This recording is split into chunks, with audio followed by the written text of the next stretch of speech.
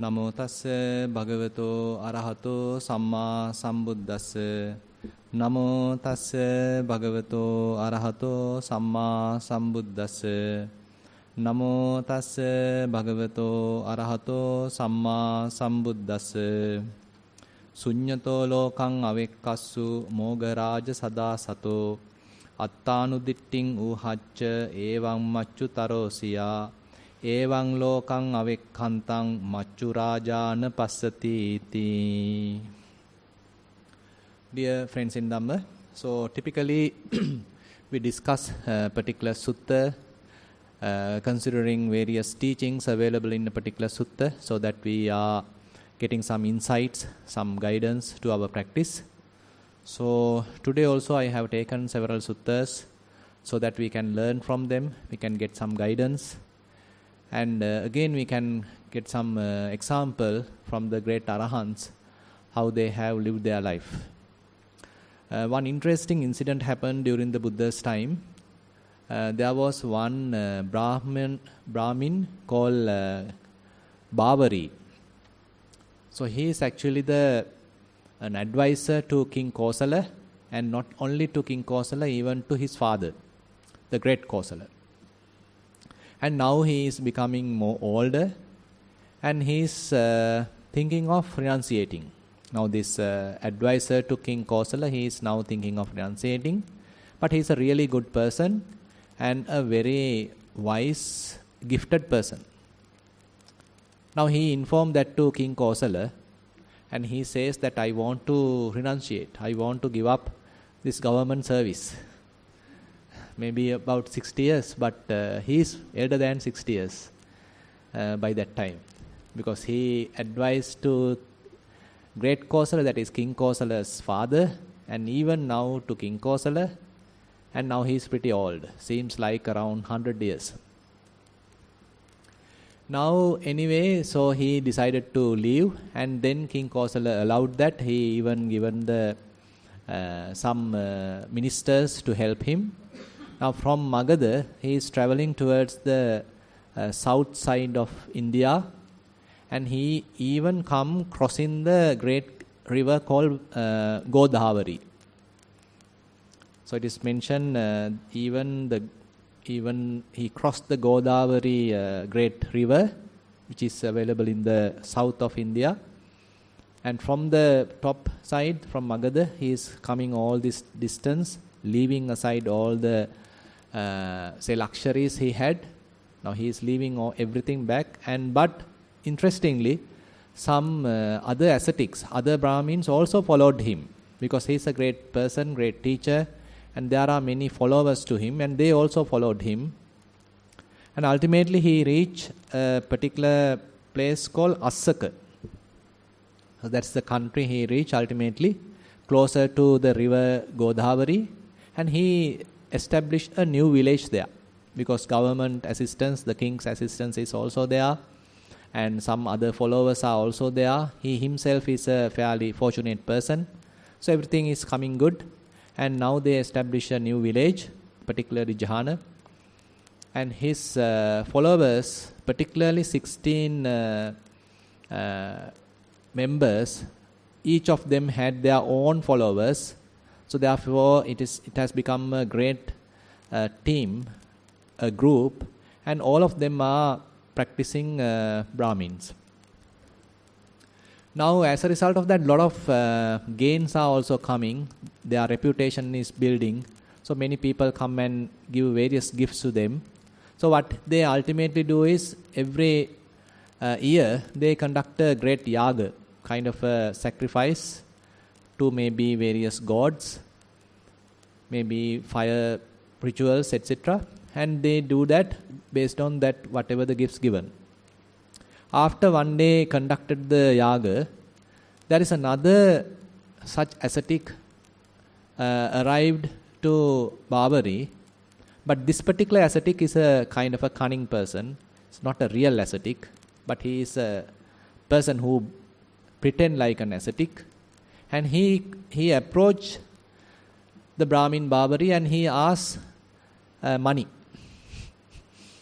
And unfortunately, that at that time no money was available. Everything what they had was spent for the sacrifice, for the yaga.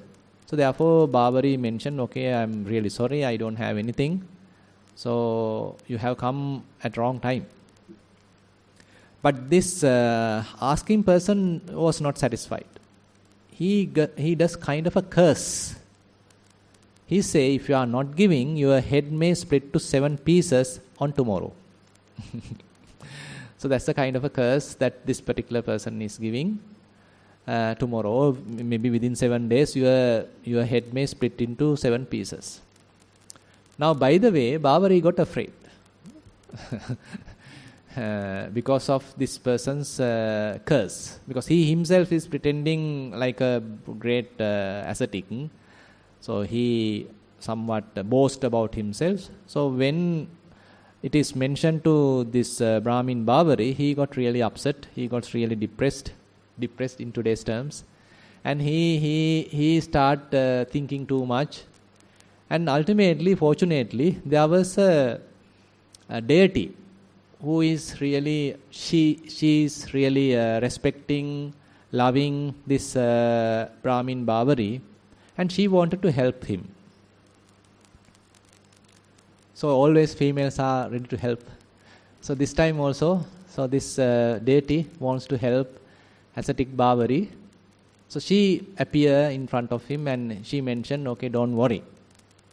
So this person doesn't know what is even this head. And this person even don't know how to break the head. And then this Babari also little happy about her appearance, and he asked, do you know what is head and how to split the head? I also don't know. But there is a person who knows about it. He knows very well what is the head, what is the root, and what is the splitting of head, or what is the uprooting of this particular root. That great teacher only knows that. Who is that teacher? He is the Buddha. He is now in Sravasti at Jetavanaramaya.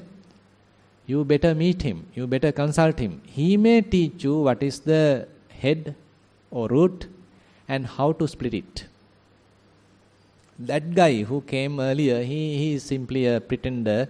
He is not real ascetic. So don't worry. You better meet Buddha, or you get some advice from him. He may definitely give you an answer. Now, once this is said, so this ascetic Babari was quite happy. At that time, he was 120 years old. So, traveling all this distance to meet Buddha won't be a good thing for him. So, what he mentioned, or what he advised, what he thought, was to send his great students. So he has 16 great students. Under them also there are other students. Now he asked all these 16 students to come and meet him. And he mentioned, okay, there is Buddha arisen in the world. I got the message. You need to go and meet him.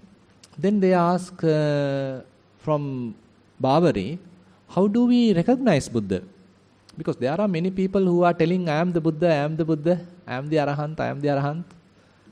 Very similar to today. So they ask a great question. How are we going to recognize the Buddha? Whether he is the true Buddha, whether we have arrived the true Buddha. Then Babari, he is being a real teacher. He says in our Vedas, it is mentioned, so there are great signs to a Buddha. There are 32 great signs to a Buddha. So you better go and first check them. From this physical appearance, you can look at all these great signs. And if a person has these great signs, only 2 things are possible. If he is leading a lay life, he become a wheel-turning monarch. If he is renunciating and becoming an ascetic, then he become a Samma Sambuddha. So you better go and first of all look at these signs, great signs. So that is one thing.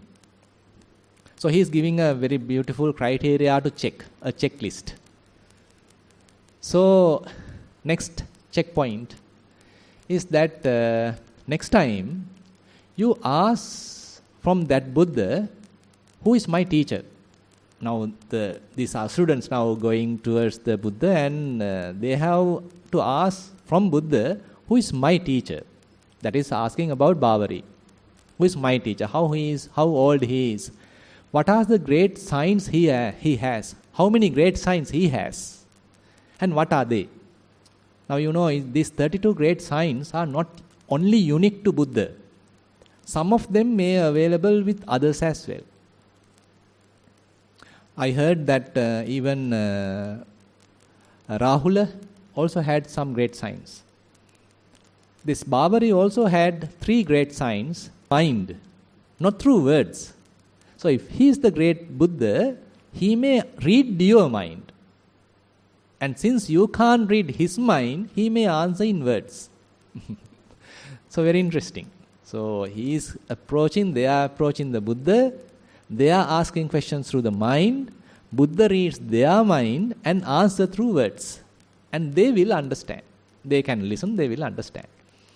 Okay, this is the situation. This is the way that now they are going to verify the Buddha. And there are various other questions they individually have about Dhamma, about their teachings, and they themselves are practitioners. They are not simply showing, rather they themselves are great practitioners, not only Bhavari, and they are true type practitioners. I mean, honestly they are practicing, even though they haven't yet achieved anything. Achieve in the sense the liberation point of view, but they have already achieved jhana and such kind of samatha oriented achievements they already have. And now they also still have certain questions, and they are going to ask the question again through the mind, and Buddha may individually answer them as well. Now they are crossing river, many cities, and now approaching the Buddha, where Buddha was staying in Magadha. As they are approaching the Buddha, Buddha knew that they are coming with a great group. It's not just 16, that there are several others following, and they all are coming, approaching the Buddha. Buddha knew that. So as a result of that, Buddha also come to a particular place. It's called Pasanaka Pagoda. It's kind of a place called Pasanaka. That is the meeting place Buddha found it's good to discuss these points. So while Buddha was there, Buddha was teaching to the monks and other lay people. And at that time, these 16, particularly these main 16 people, say ascetics, arrive. And now, first of all, what are they going to do? They are verifying, is this the Buddha? So what's the first criteria? Check the physical marks, right? So they have to check whether this curly hair is there, all these different 32 marks. Probably you can read another sutta to know these 32 marks. So now they are checking one by one. Okay, this is available, that is available, that is available. So they are checking. Ultimately, they found all 32 is available. But still, there are more criteria available, right? Bhavari is not a simple guy. So he has given a very special criteria to meet. So next, they are asking what? About their teacher. Who is our teacher? Then Buddha answered, okay, your teacher is Bhavari. How old is he? 120 years. And how many great marks he has? 3 marks he has. What are they? And then Buddha explained. And the audience is now a little puzzled.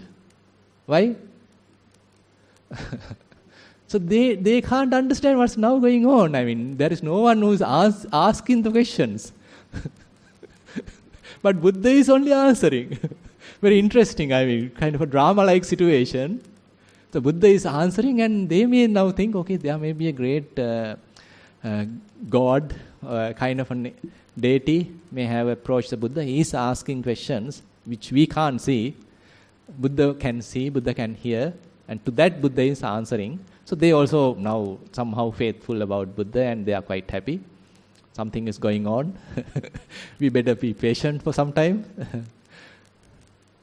So then various other questions are asked. Now the first question is asked by called Ajita Manavaka, available in the Parayana Vagga Sutta Nipata.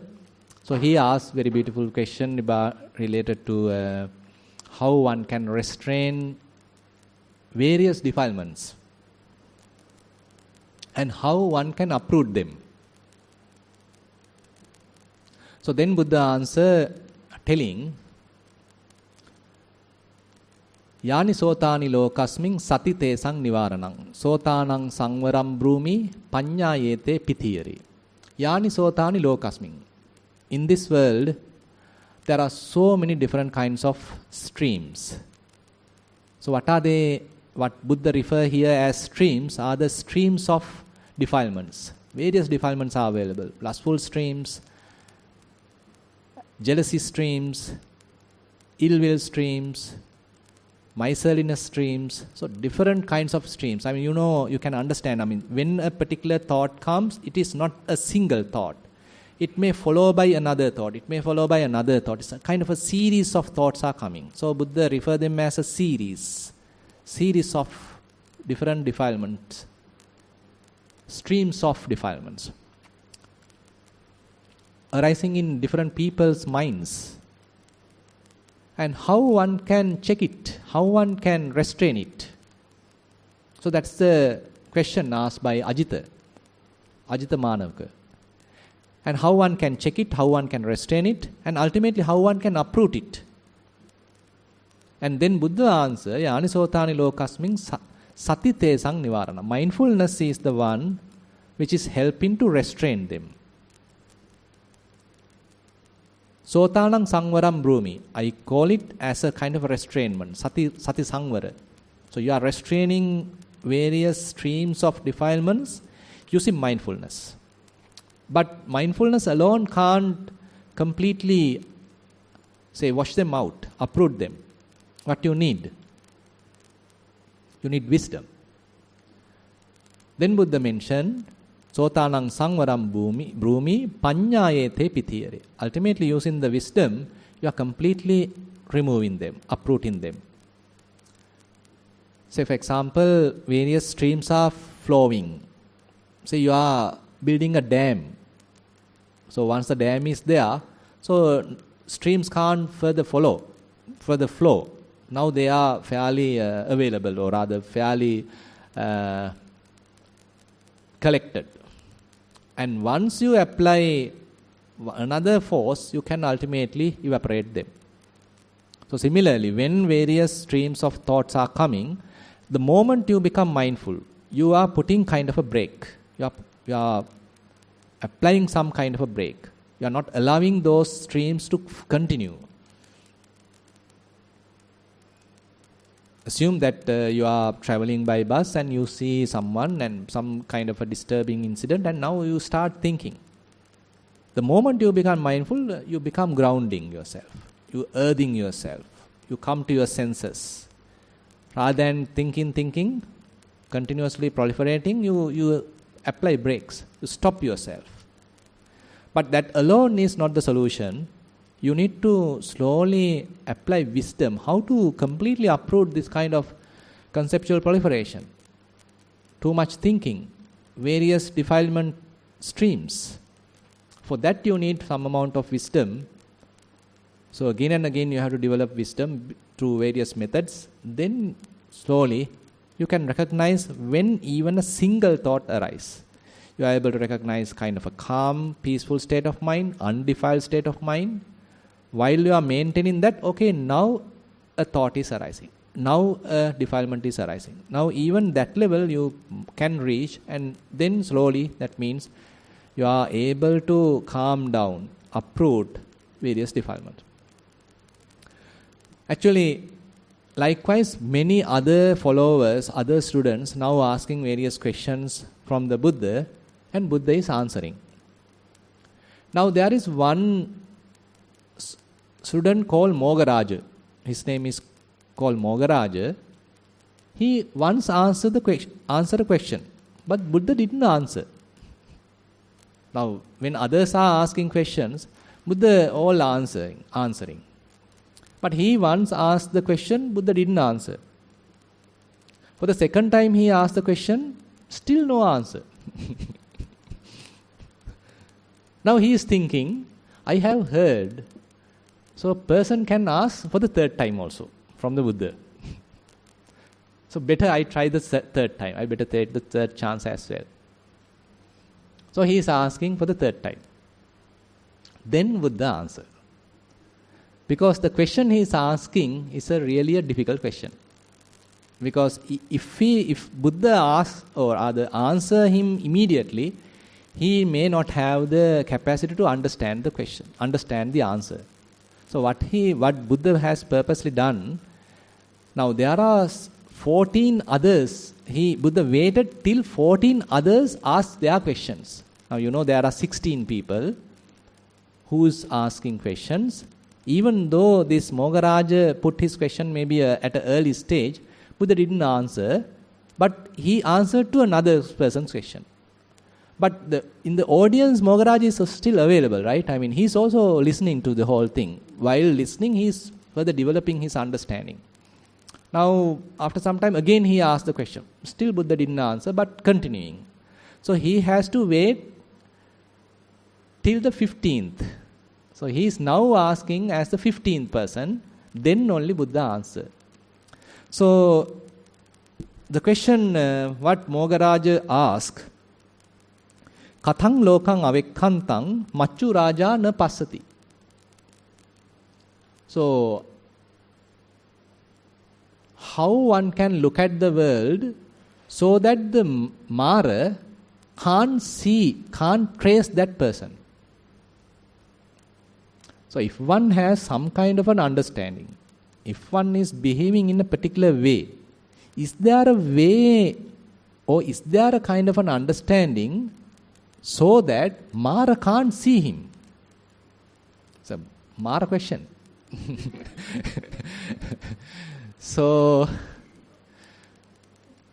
when this is asked, so Buddha's answers is this. Sunyato lokang avekkatsu Mogharaja sada sato. Attanuditting uhacca evam machu tarosiya. Evam lokang avekkantang machu rajana passati. Now this is the answer Buddha has given. So now we need to find out what Buddha's answer is. Sunyato lokang avekkatsu Mogharaja sada sato.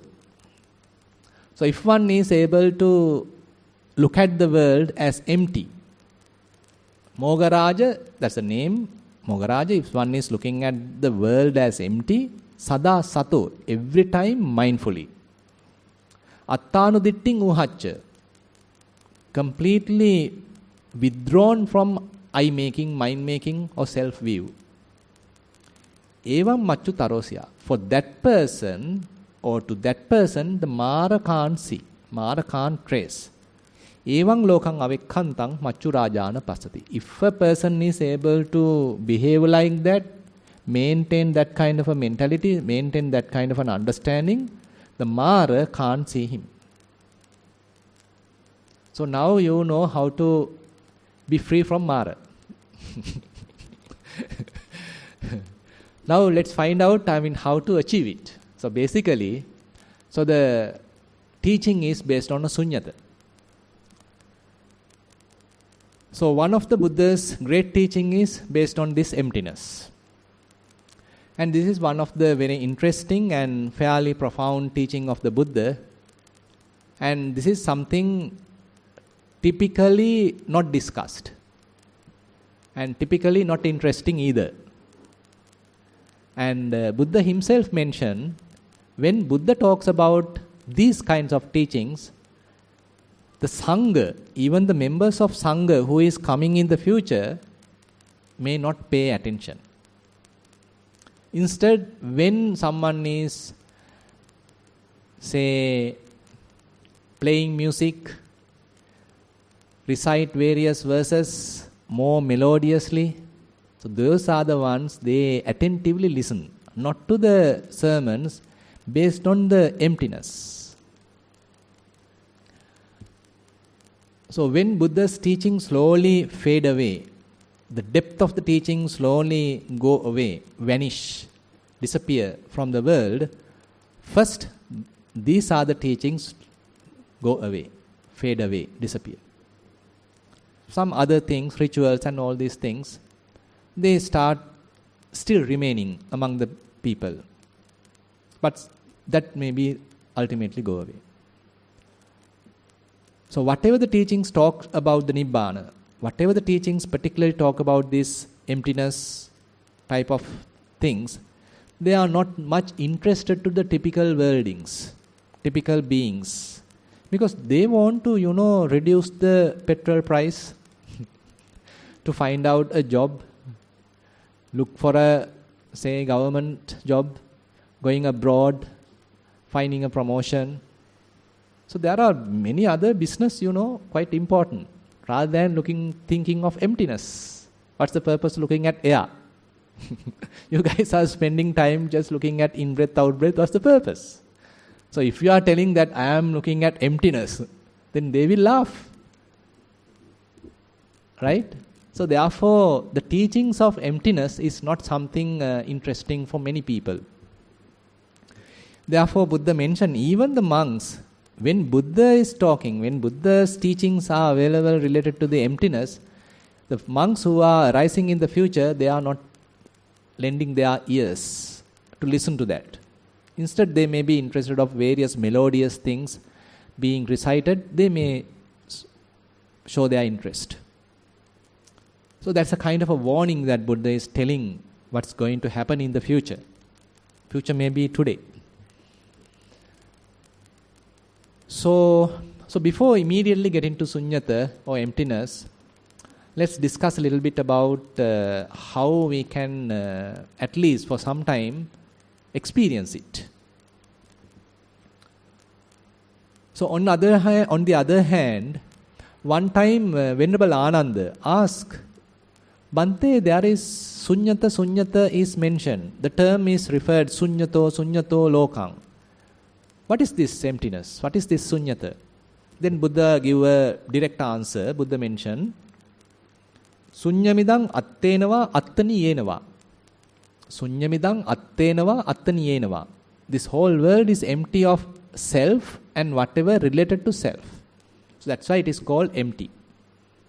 So that's as a side understanding you can keep in your mind. So it is empty of a self and whatever belong to self.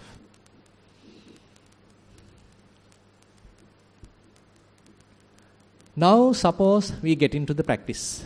Now suppose you come here, you are watching the breath, simple in-breath, out-breath, in-breath, out-breath. You are walking, you are keeping your attention to each sensation, you are developing mindfulness. So you can't understand what's the kind of a relationship between this kind of teaching and your practice immediately. But anyway, there's a kind of a gradual path. So you can't immediately experience emptiness, understand emptiness, unless you develop certain qualities. So mere understanding, mere theoretical understanding is not what we are aiming here.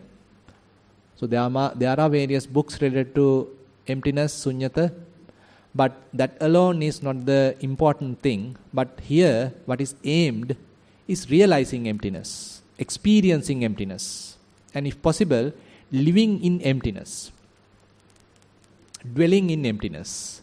Sometimes some monks, even Venerable Ananda, ask from the Buddha, Bhante, when you are dwelling, where your mind is? What is the way of your dwelling? And then Buddha answer, I dwell in emptiness. And sometimes when Arahants are mentioning how they are dwelling, Sunyato animittocha vimokho yassa gocharo. So if you can remember in Arahanta Vagga in Dhammapada, there are two beautiful verses. So mentioned about Arahants, how their minds are dwelled, how they are dwelling. So what are their pasture? Sunyato animittocha vimokho yassa gocharo. So animitta sunyata, signless concentrations or signless freedom of mind, emptiness freedom of mind. So that is the way the mind is behaved in the Arahants. So now you can understand, now we are targeting or kind of aiming kind of an understanding based practice. So it is not a mere theoretical understanding, but something that one can dwell in it, one can experience it.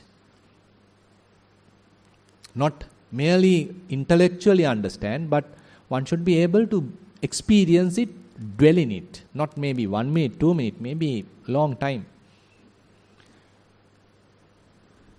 Now, suppose now when one is developing mindfulness, so slowly he gains some amount of mindfulness. So several breaths he can be mindful. Several, say, steps one can be mindful. Now slowly he can be mindful of say 100 breaths, 200 breaths. Say from this end to the other end one can be mindful. For several rounds one can be mindful. Then one can understand, okay, there is a kind of a quality called mindfulness. And sometimes he may understand, okay, there is a quality present right now. Okay, today in the morning I have good mindfulness. But maybe after lunch I have little weak mindfulness. Maybe again in the evening I have some sharp mindfulness. So in your mind, as a result of the practice, you now particularly understand some kind of a quality is developing. So this is something that you need to experience. So that's why Buddha's teaching has to be practically experienced. It is not merely for intellectual understanding, but you need to experience within yourself. Say today when you start your practice, if you can only mindful about 10 breaths, maybe after a couple of days, if you can experience continuously 20 breaths, so something has improved. Maybe after another week, suppose you can continuously observe 50 breaths, 100 breaths, something has developed. So you yourself can assess. As you continue, then as a result of this developed mindfulness, now mind remains collected. It's no many distractions. Mind just not jump like before. Now mind is collected, fairly collected. You can keep your attention for a considerable period of time on a selected object.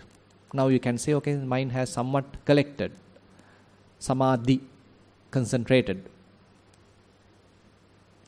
Now, rather than simply satisfied in that level, now you need to recognize what's really going on. Samahito yathabhutam pajanati passati. Now we are getting to the vipassana part, understanding part. First of all, we need to establish mindfulness. So that is the first step. It is not just one object available to establish mindfulness. There are many, many objects available to establish mindfulness. Satipatthana. You can establish mindfulness on breathing. You can establish mindfulness on various postures. You can establish mindfulness on rising and falling. You can observe various sensations available in the body. You can establish mindfulness there. Various element characteristics are always manifesting. You can establish mindfulness on there. So likewise, many areas are there. Phenomena are there. And again, you can establish mindfulness on various feelings, various thoughts. Many things are there. So slowly, you are now capable of establishing mindfulness at many areas. Then Buddha does not stop there. Now he wants to observe. He wants to do Satipatthana Bhavana. The meditation of mindfulness. The development of mindfulness. Which is leading to insights. So once you establish mindfulness, it is not merely you to have a kind of a lighter mind, relaxed mind and enjoy that, forgetting about everything and have a kind of a relaxed mind. So that is not the whole purpose. That is one advantage maybe, one benefit. But that is not the main benefit. Buddha wants us to go to the next step. So that is the Satipatthana Bhavana. Now we need to carefully observe what is going on. So that careful observation does not mean very rigorous, aggressive kind of observation. Rather, it is a very soft, detached observation. That is why the term sammarshana, sammasana, not paramarshana. So paramarshana means, say, if I want to see the time, now I can hold it strongly, take it closer to my hand and closer to my eyes and watch it. That is one way of doing it. Say you can keep it carefully on the table, simply glance at it and watch the time. Which one is much better? Now when you want to watch your time, assume that you are wearing a watch. Each time are you removing it, holding it strongly, taking in front of your eyes and watching it? Is that the way you are doing it? Or simply turn it and simply glancing it? Then you can watch it, right? The same approach. So you don't need to spend kind of a rigorous kind of practice when you are doing the observation. So the observation has to be a balanced observation. So that's why Buddha mentioned particularly to Venerable Sona. So Sona was doing a rigorous kind of practice. Probably you have heard about Sona Sutta. So Venerable Sona is a very rich person before he became a monk. And he's so keen on attaining Nibbana. So he is practicing diligently, ardently. He is doing many walking meditation. And he being coming from a very luxurious life, so his soft foot or feet can't bear even his practice. So his walking path become little bloody because of bleeding. And ultimately what he thought, okay, I am one of the diligent practitioners of the Buddha, but still I couldn't do anything. I have no attainment. Some of my friends are already an arahants. I know them very well. So I better disrobe.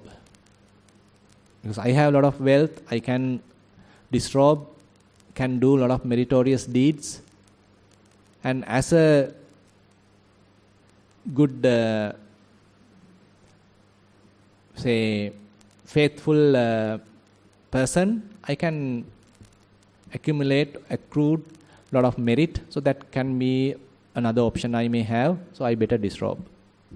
Fortunately, Buddha knew his mind, and he immediately appeared in front of the Buddha, in front of Venerable Sona, and he asked an interesting question. Now, are you familiar with playing the lute? So assume that today it may be a guitar, or you can apply it to a violin. In those days, it is a lute. So then Venerable Sona answered, yes, I can play a lute very well. So then how are you tuning it? If the strings are too tight, will it produce the proper tone? No. So he is answering because he has hands-on experience about playing lute. If they are too loose, will they produce the proper tone? You know the tone, right? So different in today's terms, there are 7 main tones, Sarigama Padanisa. So in order to give the proper tone, so each string have to be properly tuned. So Buddha is asking this simple question. So Venerable Sona also can easily understand, easily answer. Practically he understand what Buddha is asking. Then Buddha asked, then how are you going to produce the proper tone? Then Venerable Sona say, it shouldn't be too tight and it shouldn't be too loose. Then Buddha mentioned, that is the way, Venerable Sona, you need to maintain faculties. You should know the balance of faculties. Saddha, Viriya, Sati, Samadhi, Panya. Faithfulness, effort, mindfulness, Samadhi, the concentration or collectedness, and Panya, wisdom. So these 5 faculties are to be balanced. And you should know when they are properly balanced. Then only you do the proper observation. Unless they are not properly balanced, you may not get the proper data or proper information, proper understanding, and there is no possibility of arising insights.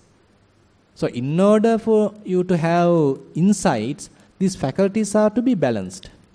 You have to have some amount of faith.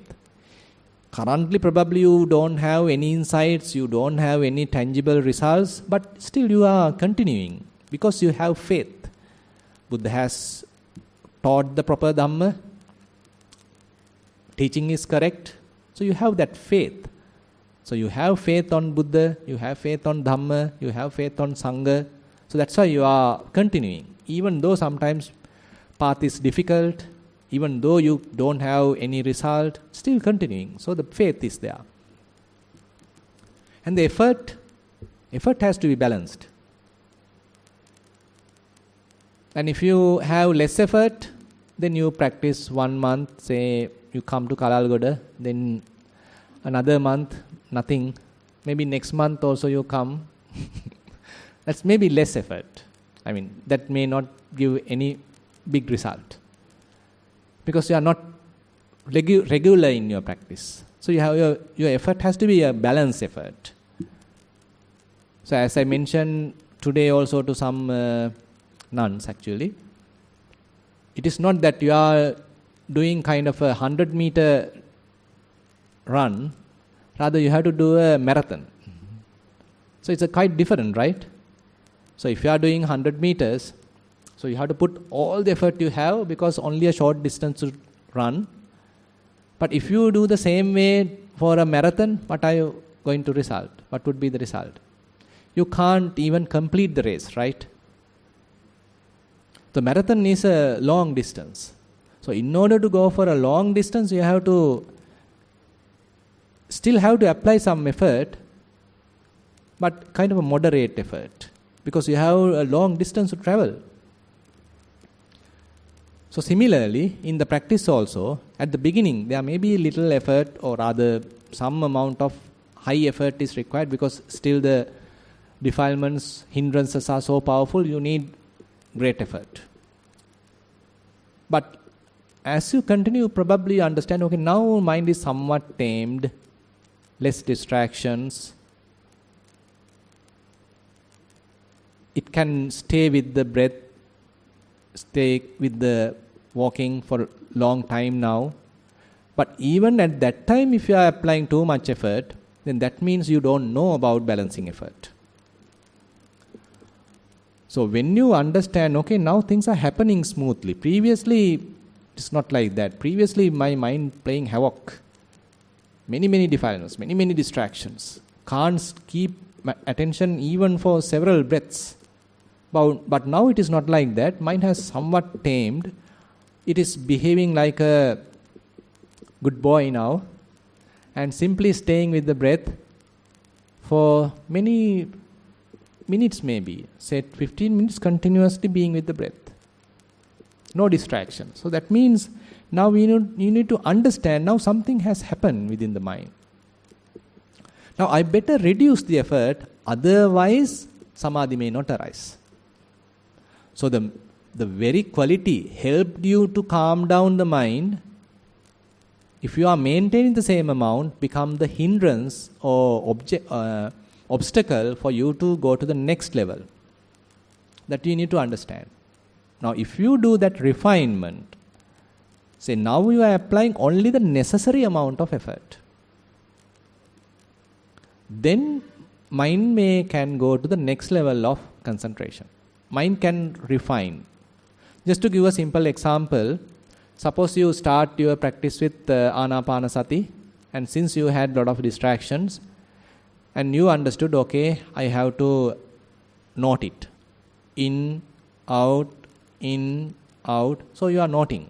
So it's an application of effort. It's a reminder. Now as you continue, say you understood, now now mind has refined, it has no distractions. At that time, if you continue to do this noting, then it prevents you to go to the next level. So you need to understand, okay, I better remove it and see. Avoid this labeling and see whether what's going to happen. Suppose still you get distractions. Better apply further, little bit of noting further. Again you decide, okay, now how it's going on. That's why I mentioned, again and again you have to reflect back and see how things are happening. What is the status right now? So you yourself have to do that. No one else can come and point it out while you are meditating. So you yourself have to do it. You have to take a risk and do it. And suppose at a given time you take a decision, okay, I stop it and see how now mind going to behave.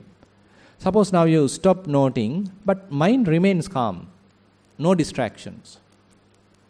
At that time you better keep aside noting and maintain a silent mind. Now in-breath happens, you are silently observing it. Out-breath happens, silently observing. Now as a result of less effort, maybe the optimal effort, now your mind become further refined, further concentrated, further calm, relaxed. And mindfulness is the only quality, there is no limit. Every time Buddha mentioned, you have to have mindfulness. And concentration on the other hand. At the beginning it may be less concentration. Later it may be some concentration. And even later may be a very refined, very sharp concentration. But even that sharp concentration may evolve. As we discussed during the afternoon. So even that sharp concentration may evolve. So this sharp concentration is required for you to recognize various phenomena precisely. Say now you are keeping your attention on say rising, keeping your attention on falling. Because of your sharp concentration, now this rising may appear like not a single rising. It may be a series of small risings. Series of small fallings. Maybe little vibrations. Little movements. Now your picture, your understanding may vary, evolve. The understanding you had several months ago is not right now. It's a completely different kind of understanding you are having right now. So what you understood as rising is not the understanding right now you have. It has completely changed. Suppose you are observing various feelings. Say several months ago what you understood as a feeling is completely different from what you understand today. So that's why we need to have a kind of an open attitude, allowing things to change, allowing things to evolve, rather than having kind of fixed view.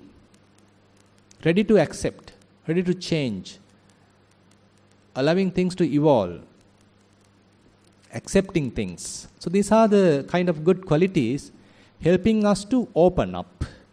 So we are kind of opening ourselves, investigating things, allowing our minds to evolve, change, accept change.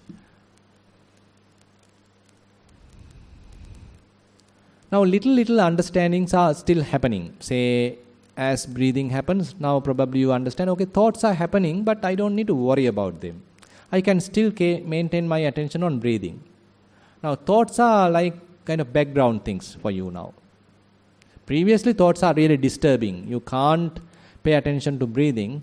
Thoughts are really disturbing. But now probably you can simply maintain your attention on breathing. Thoughts may appear like kind of background thoughts. Later, even less thoughts. Suppose you are walking. Previously, a lot of distraction, many thoughts, a lot of disturbances. But assume now you are developing, now you can maintain a silent mind, and then each and every step, every sensation you can observe, no thoughts at all. This can happen. Suppose that now you are watching thoughts themselves. Previously, suppose one after the other, so many thoughts, very much like entangled, intertwined.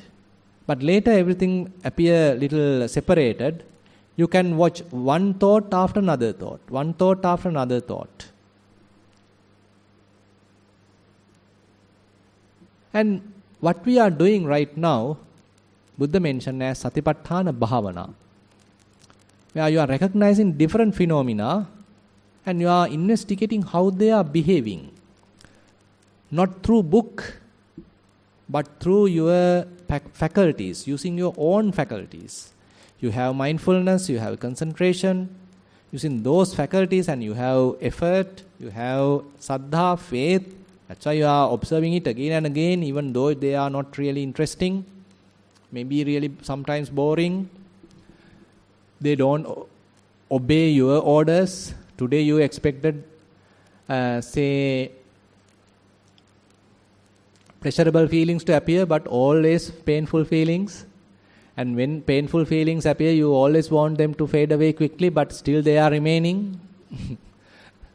So things are happening, but you little, with some patience, you are observing, continuing, because of faith, because of effort.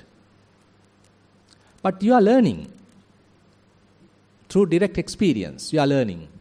So what are you learning? So all these different phenomena have the nature to come and go. They arise due to some reason, they appear, and you are still watching, allowing them to behave as they wish. You are not controlling them. You are not asking them to behave the way you want. Rather, you allow them to behave the way they want. And now they are the teacher. And you are simply kind of an observer. You are witnessing the process.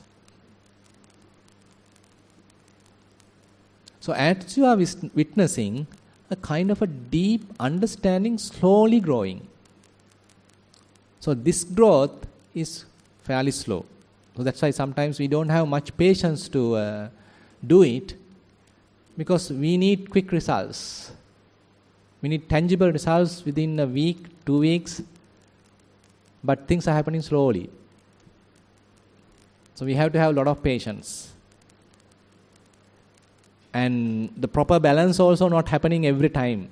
If you had too much lunch, then probably you become drowsy.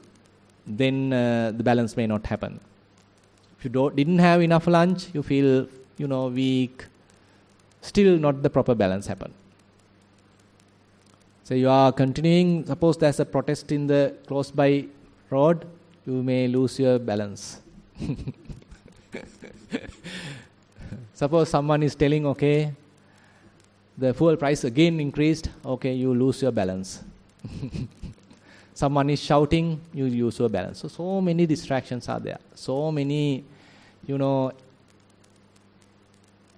problems can happen on the path. Say sometimes you get sick. Again a problem. So the beautiful balance, the required balance happen time to time. And you have to learn that. And later, even when you don't have much, little bit of, too much food, still I better do walk rather than sit.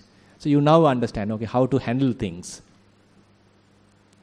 And if you didn't have enough food, better I get a fruit juice, then somewhat get some energy, have a coffee, somewhat energy, and do the practice. So you are learning, by the way.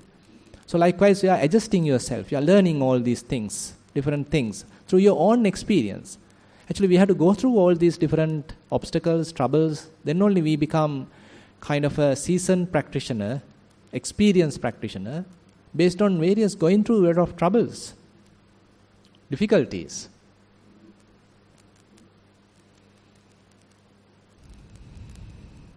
Now, Buddha mentioned Samudaya Dhammanupassiva Viharati, Vaya Dhammanupassiva Viharati, Samudaya Vaya Dhammanupassiva Viharati. So he mentioned this statement to Kayanupassana, to Vedananupassana, to Chittanupassana, to Dhammanupassana. All these are coming under the category of Satipatthana Bhavana, where you see how things are arising, how things are appearing, And again you see how things are disappearing. So at the beginning you see them as kind of a phenomena, maybe a pleasurable feeling. It remained for 1 minute and after that it fade away. There's a thought, it appeared remaining for say 1 minute and then it fade away. But later, as you are refining your faculties, sharpening your faculties, probably you may see it's not the same picture, it's more refined. This pleasurable feeling is not remaining for 1 minute. So there are thousands of little feelings arising very quickly, passing away very quickly. It's a bunch of feelings, group of feelings. And even thoughts, little thoughts, pieces of thoughts, quickly coming and going, appearing and disappearing. Now the complete change within yourself. Now you are sharpening your faculties. So your understanding about phenomena are now further growing. How impermanent they are. Now it's a kind of eye-opening insight. Previously they are coming, remaining for 1 minute, 2 minutes, now fading away. Little impermanent, yeah, they are impermanent. But later, it's not like that. They are like, whistles or water bubbles. So then it's a kind of an eye-opening. My goodness, what's really going on? And you get even frightened. Because the very body is bursting. Thoughts are like bursting. Feelings are like bursting. Destroying. Going through kind of a destruction process. Sometimes fearful even. To see these things. Because what you understood as yours is dissolving. It's a kind of a insight. Even fear can arise. And further, if you are step forward, probably you can apply Yoniso Manasikara to look at even the causes. How a particular thought arises. What was the cause? How a particular sign arises. Maybe a little sign in the mind. What is the cause? How a particular feeling arises. What is the cause? So rather than simply satisfied with what is available, you are a little watchful about seeing the previous event, seeing the previous moment. So you have that curiosity. Development of wisdom, you need some curiosity. What's really going on? I need to check it. I need to look at it. I need to investigate it. You want to know it for yourself, not through the book. At least you need to verify the book. But that is not the approach, by the way. But you have a kind of a curiosity. You come with an empty sheet. Nothing is there. You are simply a beginner's mind. Okay, whatever happens, I am ready to observe. Today I learned something. Yesterday I learned something. Okay, today may be a different lesson. Let it teach me. So that kind of an approach. That kind of an attitude. So then we are reaching what you call Satipatthana Bhavana. So different areas are there to develop these insights. Not only Kayanupassana, Vedananupassana, Chittanupassana, Dhammanupassana. All these 4 categories, establishment of mindfulness, are very rich fields for us to develop these insights. So we were decided to talk about emptiness. So you have to bear with me with an empty mind. Maybe tomorrow we are going to talk it. It's already 5 o'clock. So still we haven't come to the emptiness.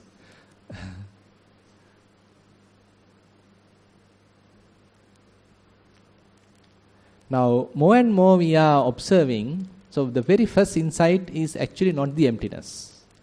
The very first insight is the impermanence. Things are changing. Things are impermanent. They don't stay longer. They have the nature to come and go. They have the nature to appear and disappear. They don't remain for a long time. So that's the kind of basic understanding you initially going to have. You can't immediately jump to emptiness. Even though you heard that emptiness is a really great teaching, I should learn it, I should know that, but immediately not possible. So kind of a gradual path. So it also not that forcefully you can develop. So more you understand about impermanence, then there's a possibility that you are understanding about the oppression. So always different phenomena are always kind of subjected to this oppressive behavior because of the impermanence. Every time they are subjected to this kind of impermanence. And where are we recognizing impermanence? Now the government is impermanent, fuel price is impermanent. So is this the impermanent that we are talking? So in that sense, we need to understand what are the areas that we need to look at impermanence, right? So that's why, then we need to have some kind of a understanding about the upadana khanda, the clinging aggregates.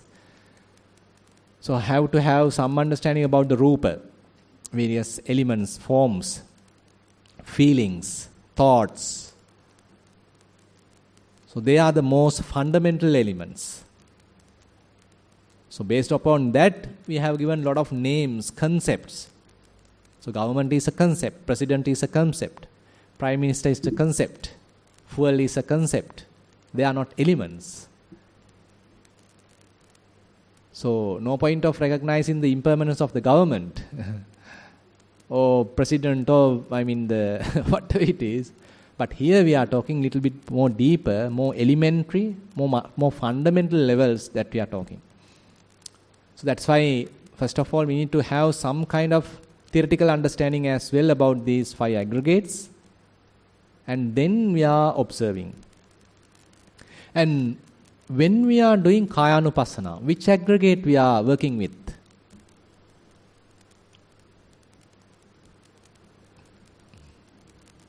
So that's the form aggregate.